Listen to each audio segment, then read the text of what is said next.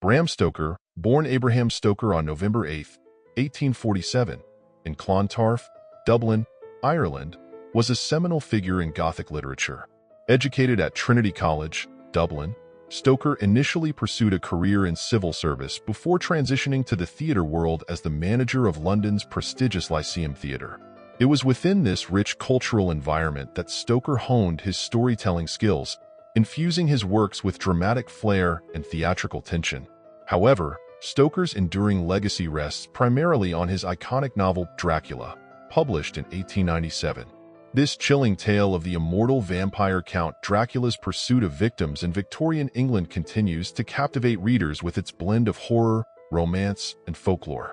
Drawing upon European vampire legends and his own Irish upbringing steeped in myth and legend, Stoker crafted a narrative that transcends time, influencing countless adaptations and interpretations across various media. Beyond Dracula, Stoker's diverse literary output includes supernatural fiction, adventure novels, and non-fictional works, all infused with his fascination with the occult and Victorian anxieties.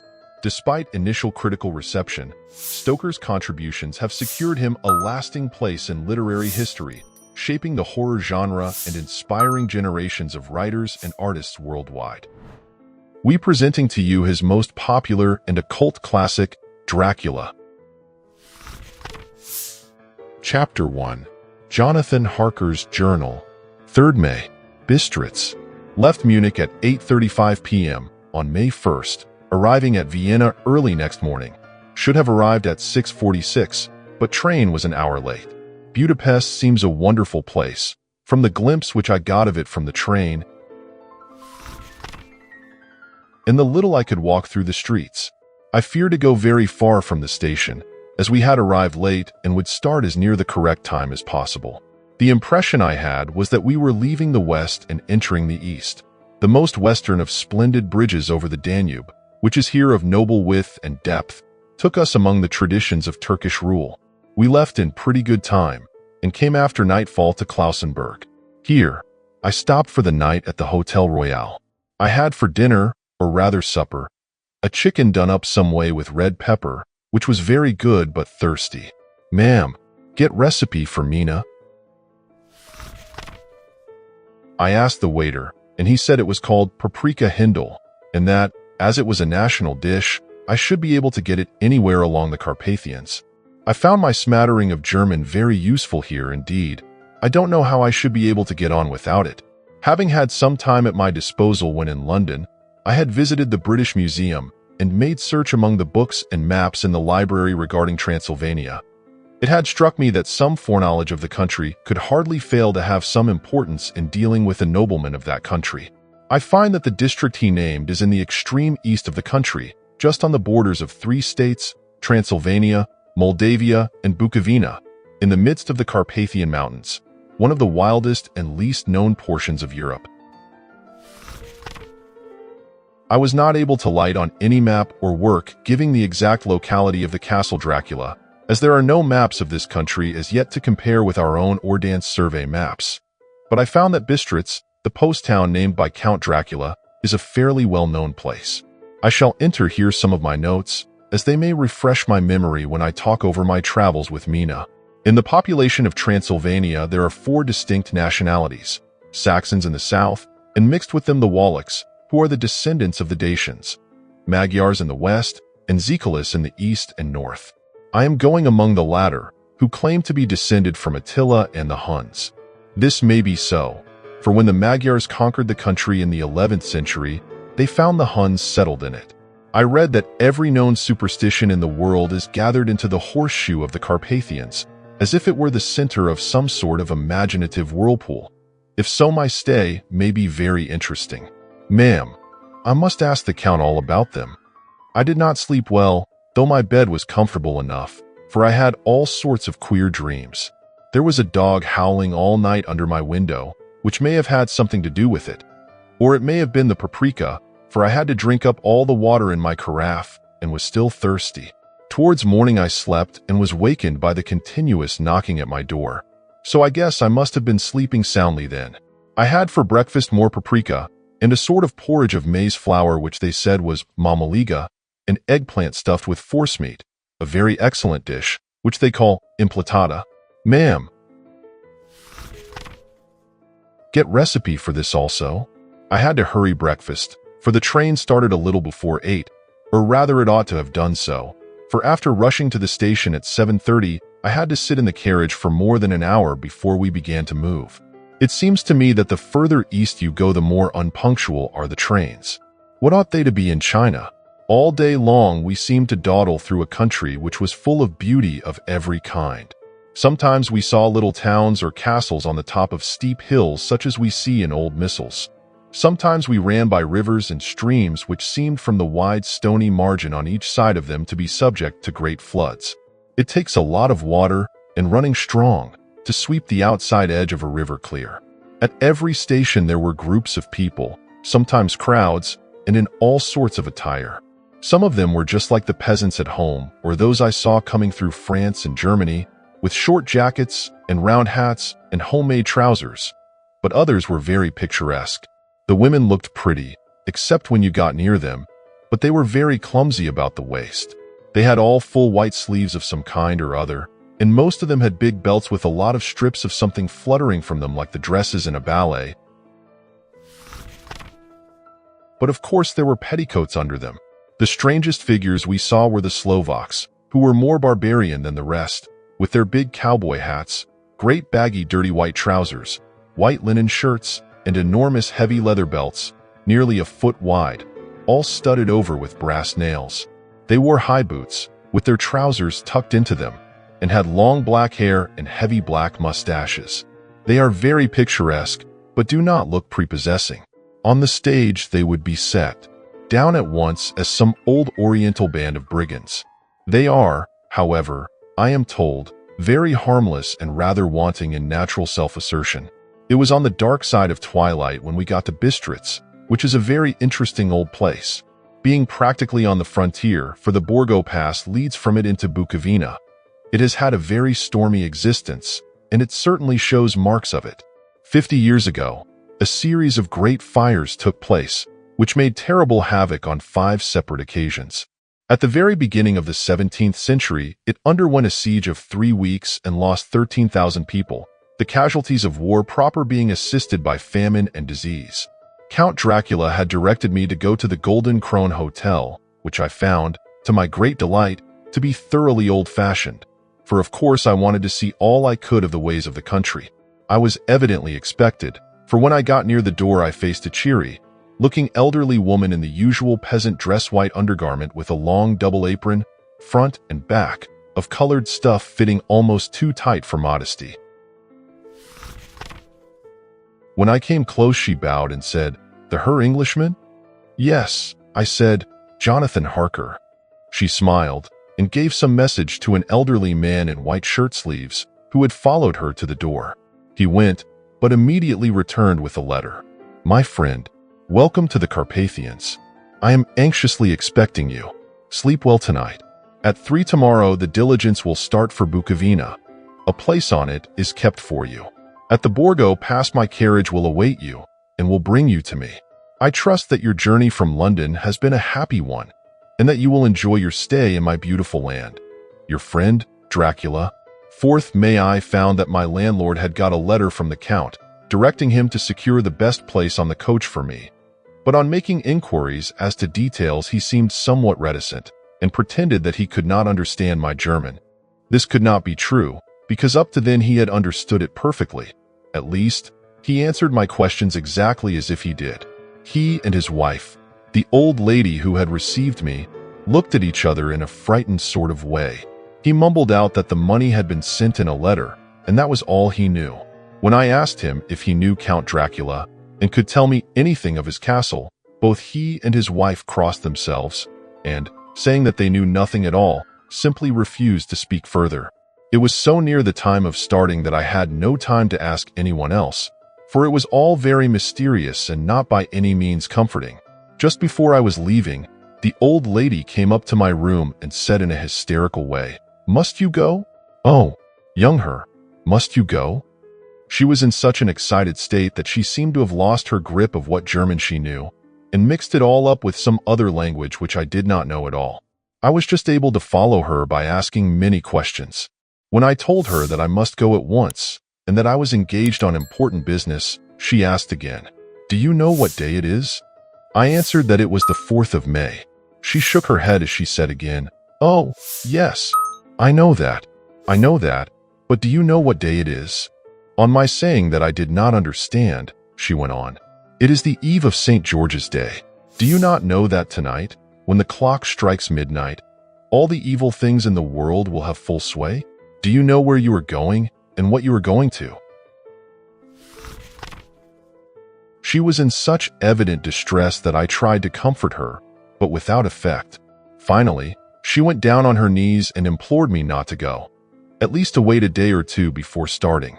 It was all very ridiculous, but I did not feel comfortable. However, there was business to be done, and I could allow nothing to interfere with it. I tried to raise her up and said, as gravely as I could, that I thanked her, but my duty was imperative and that I must go. She then rose and dried her eyes, and taking a crucifix from her neck, offered it to me. I did not know what to do, for, as an English churchman, I have been taught to regard such things as in some measure idolatrous, and yet it seemed so ungracious to refuse an old lady meaning so well and in such a state of mind. She saw, I suppose, the doubt in my face, for she put the rosary round my neck and said, "For your mother's sake," and went out of the room. I am writing up this part of the diary whilst I am waiting for the coach, which is, of course, late, and the crucifix is still round my neck. Whether it is the old lady's fear, or the many ghostly traditions of this place, or the crucifix itself, I do not know, but I am not feeling nearly as easy in my mind as usual. If this book should ever reach Mina before I do, let it bring my goodbye. Here comes the coach. 5th May. The castle. The gray of the morning has passed, and the sun is high over the distant horizon, which seems jagged, whether with trees or hills I know not, for it is so far off that big things and little are mixed. I am not sleepy, and as I am not to be called till I awake, naturally I write till sleep comes. There are many odd things to put down, and, lest who reads them may fancy that I dined too well before I left Bistritz, let me put down my dinner exactly. I dined on what they called robber steak, bits of bacon, onion, and beef, seasoned with red pepper, and strung on sticks, and roasted over the fire, in simple style of the London cat's meat. The wine was golden mediash, which produces a queer sting on the tongue, which is, however, not disagreeable. I had only a couple of glasses of this, and nothing else. When I got on the coach, the driver had not taken his seat, and I saw him talking to the landlady. They were evidently talking of me, for every now and then they looked at me, and some of the people who were sitting on the bench outside the door came and listened, and then looked at me, most of them pityingly. I could hear a lot of words often repeated, queer words, for there were many nationalities in the crowd, so I quietly got my polyglot dictionary from my bag and looked them out. I must say they were not cheering to me, for amongst them were Ordog, meaning Satan, Pokol, meaning hell, Stragoica, meaning witch, Vrolok, and Volkoslak. Both mean the same thing, one being Slovak and the other Serbian for something that is either werewolf or vampire. Ma'am, I must ask the Count about these superstitions. When we started, the crowd round the inn door, which had by this time swelled to a considerable size, all made the sign of the cross and pointed 2 fingers towards me. With some difficulty, I got a fellow passenger to tell me what they meant. He would not answer at first, but on learning that I was English, he explained that it was a charm or guard against the evil eye. This was not very pleasant for me, just starting for an unknown place to meet an unknown man. But everyone seemed so kind-hearted and so sorrowful and so sympathetic that I could not but be touched. I shall never forget the last glimpse which I had of the inn yard and its crowd of picturesque figures, all crossing themselves, as they stood round the wide archway, with its background of rich foliage of oleander and orange trees and green tubs clustered in the center of the yard. Then, our driver, whose wide linen drawers covered the whole front of the box seat, Gotza, they call them, cracked his big whip over his 4 small horses, which ran abreast, and we set off on our journey. I soon lost sight and recollection of ghostly fears in the beauty of the scene as we drove along.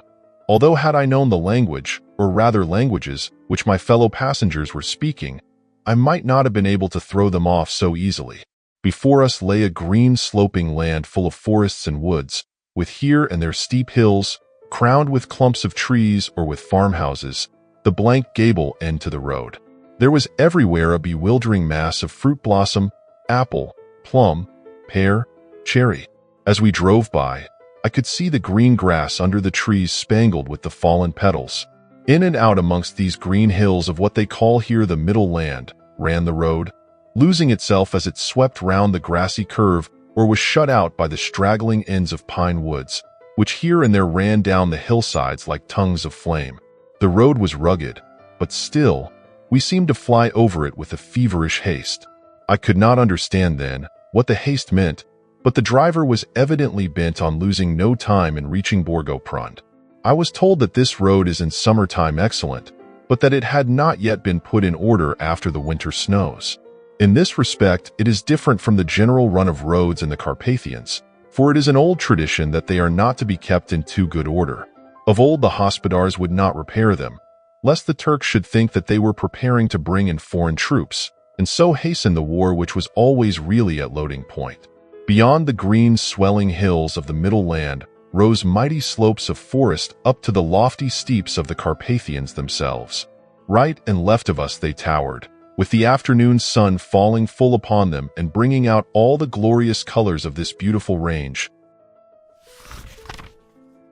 Deep blue and purple in the shadows of the peaks, green and brown where grass and rock mingled, and an endless perspective of jagged rock and pointed crags, till these were themselves lost in the distance, where the snowy peaks rose grandly. Here and there seemed mighty rifts in the mountains, through which, as the sun began to sink, we saw now and again the white gleam of falling water.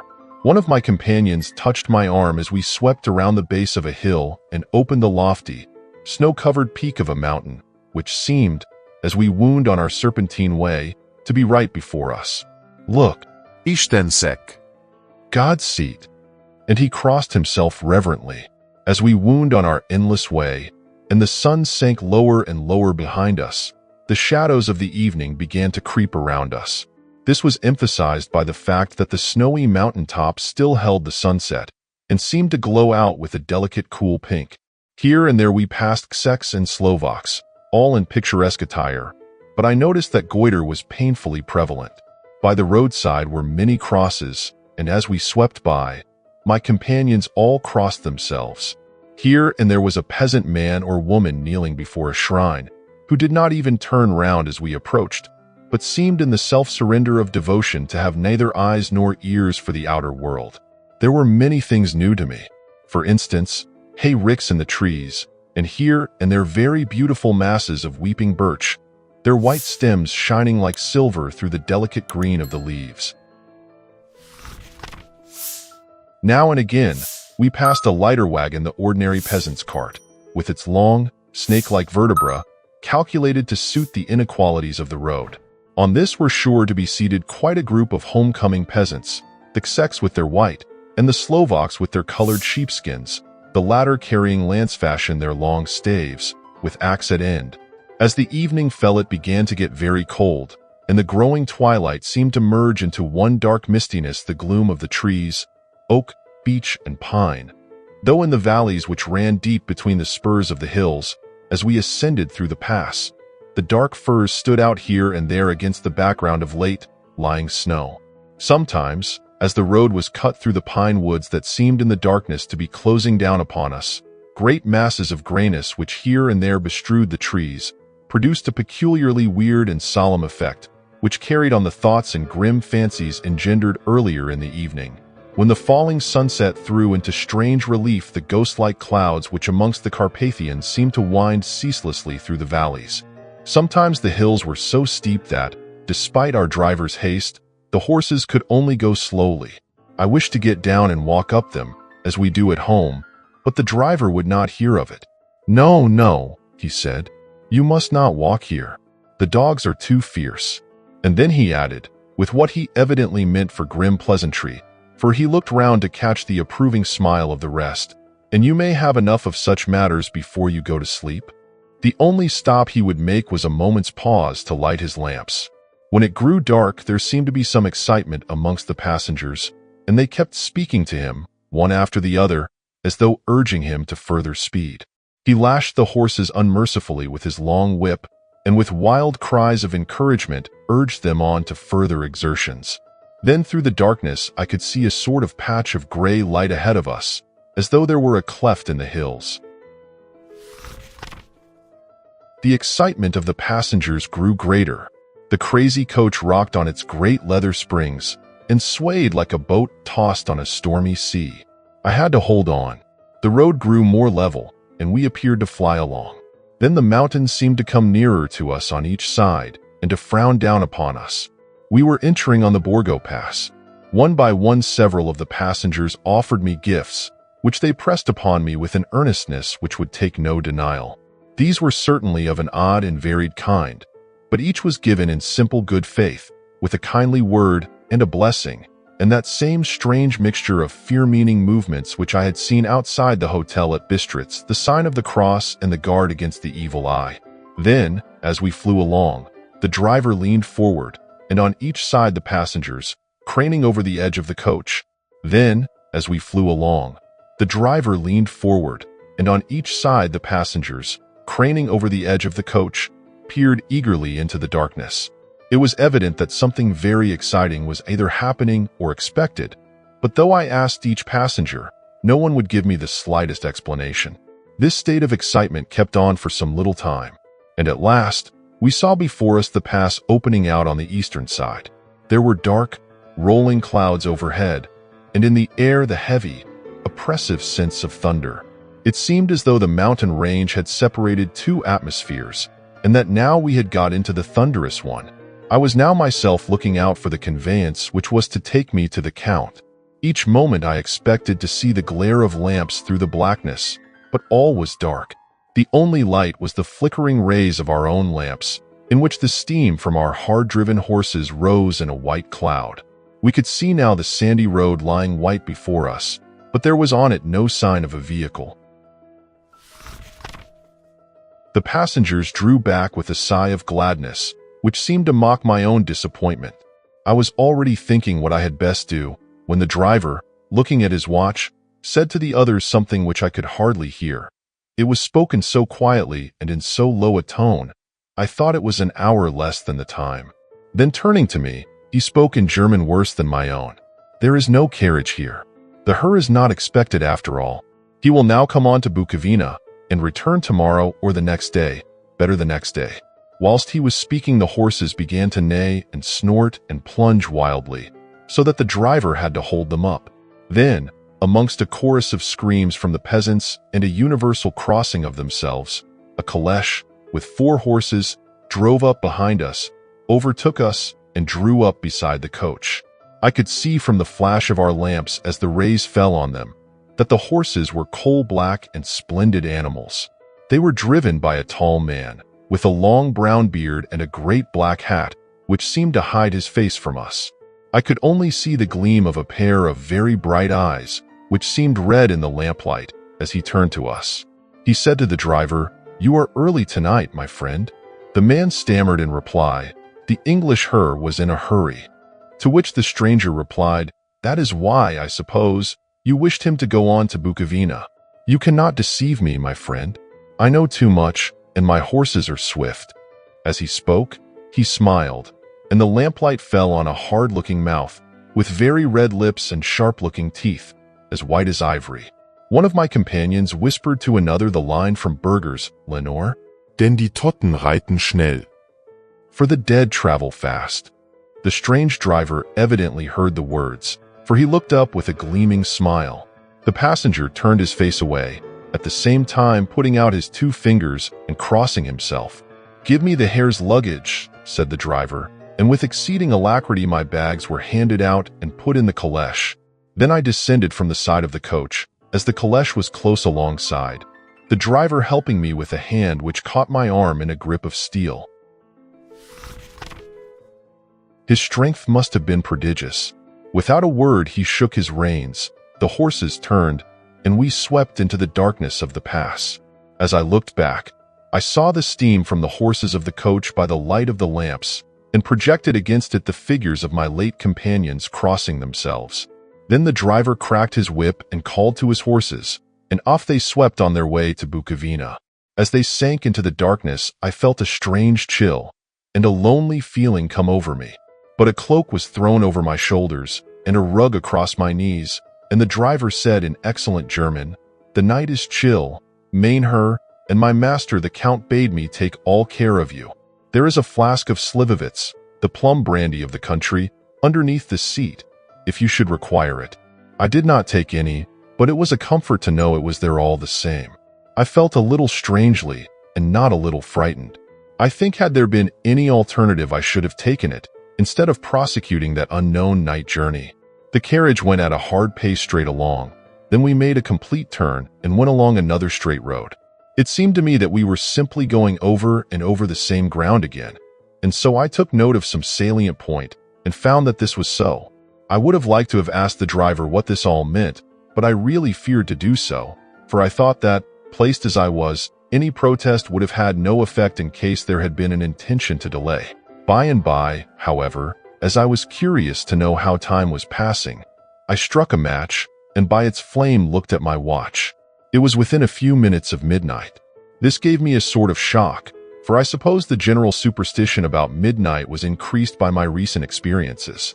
I waited with a sick feeling of suspense. Then a dog began to howl somewhere in a farmhouse far down the road, a long, agonized wailing, as if from fear. The sound was taken up by another dog, and then another and another, till, borne on the wind which now sighed softly through the pass, a wild howling began, which seemed to come from all over the country, as far as the imagination could grasp it through the gloom of the night. At the first howl, the horses began to strain and rear, but the driver spoke to them soothingly, and they quieted down, but shivered and sweated as though after a runaway from sudden fright. Then, far off in the distance, from the mountains on each side of us began a louder and a sharper howling, that of wolves, which affected both the horses and myself in the same way. For I was minded to jump from the caleche and run, whilst they reared again and plunged madly, so that the driver had to use all his great strength to keep them from bolting. In a few minutes, however, my own ears got accustomed to the sound, and the horses so far became quiet that the driver was able to descend and to stand before them. He petted and soothed them, and whispered something in their ears, as I have heard of horse tamers doing, and with extraordinary effect, for under his caresses they became quite manageable again, though they still trembled. The driver again took his seat, and shaking his reins, started off at a great pace. This time, after going to the far side of the pass, he suddenly turned down a narrow roadway which ran sharply to the right. Soon we were hemmed in with trees, which in places arched right over the roadway till we passed as through a tunnel. And again, great frowning rocks guarded us boldly on either side. Though we were in shelter, we could hear the rising wind, for it moaned and whistled through the rocks, and the branches of the trees crashed together as we swept along. It grew colder and colder still, and fine, powdery snow began to fall, so that soon we and all around us were covered with a white blanket. The keen wind still carried the howling of the dogs, though this grew fainter as we went on our way. The baying of the wolves sounded nearer and nearer, as though they were closing round on us from every side. I grew dreadfully afraid, and the horses shared my fear. The driver, however, was not in the least disturbed. He kept turning his head to left and right, but I could not see anything through the darkness. Suddenly, away on our left I saw a faint flickering blue flame. The driver saw it at the same moment. He at once checked the horses and, jumping to the ground, disappeared into the darkness. I did not know what to do, the less as the howling of the wolves grew closer. But while I wondered, the driver suddenly appeared again, and without a word took his seat, and we resumed our journey. I think I must have fallen asleep and kept dreaming of the incident, for it seemed to be repeated endlessly, and now looking back, it is like a sort of awful nightmare. Once the flame appeared so near the road, that even in the darkness around us I could watch the driver's motions. He went rapidly to where the blue flame arose. It must have been very faint, for it did not seem to illumine the place around it at all, and gathering a few stones, formed them into some device. Once there appeared a strange optical effect.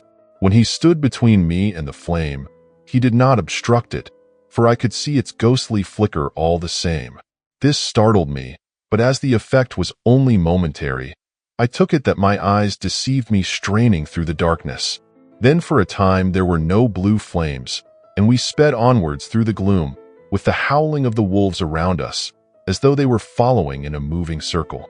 At last, there came a time when the driver went further afield than he had yet gone, and during his absence, the horses began to tremble worse than ever and to snort and scream with fright. I could not see any cause for it, for the howling of the wolves had ceased altogether. But just then the moon, sailing through the black clouds, appeared behind the jagged crest of a beetling, pine clad rock, and by its light I saw around us a ring of wolves, with white teeth and lolling red tongues, with long, sinewy limbs and shaggy hair. They were 100 times more terrible in the grim silence which held them than even when they howled. For myself, I felt a sort of paralysis of fear. It is only when a man feels himself face to face with such horrors that he can understand their true import. All at once the wolves began to howl as though the moonlight had had some peculiar effect on them. The horses jumped about and reared, and looked helplessly round with eyes that rolled in a way painful to see. But the living ring of terror encompassed them on every side, and they had perforce to remain within it. I called to the coachman to come, for it seemed to me that our only chance was to try to break out through the ring and to aid his approach. I shouted and beat the side of the caleche, hoping by the noise to scare the wolves from the side, so as to give him a chance of reaching the trap. How he came there, I know not, but I heard his voice raised in a tone of imperious command, and looking towards the sound, saw him stand in the roadway. As he swept his long arms, as though brushing aside some impalpable obstacle, the wolves fell back and back further still. Just then a heavy cloud passed across the face of the moon, so that we were again in darkness. When I could see again, the driver was climbing into the caleche, and the wolves disappeared. This was all so strange and uncanny that a dreadful fear came upon me, and I was afraid to speak or move. The time seemed interminable as we swept on our way, now in almost complete darkness, for the rolling clouds obscured the moon. We kept on ascending, with occasional periods of quick descent, but in the main always ascending. Suddenly, I became conscious of the fact that the driver was in the act of pulling up the horses in the courtyard of a vast ruined castle, from whose tall black windows came no ray of light, and whose broken battlements showed a jagged line against the sky. Please like, comment, share, subscribe to our channel for more. Thank you.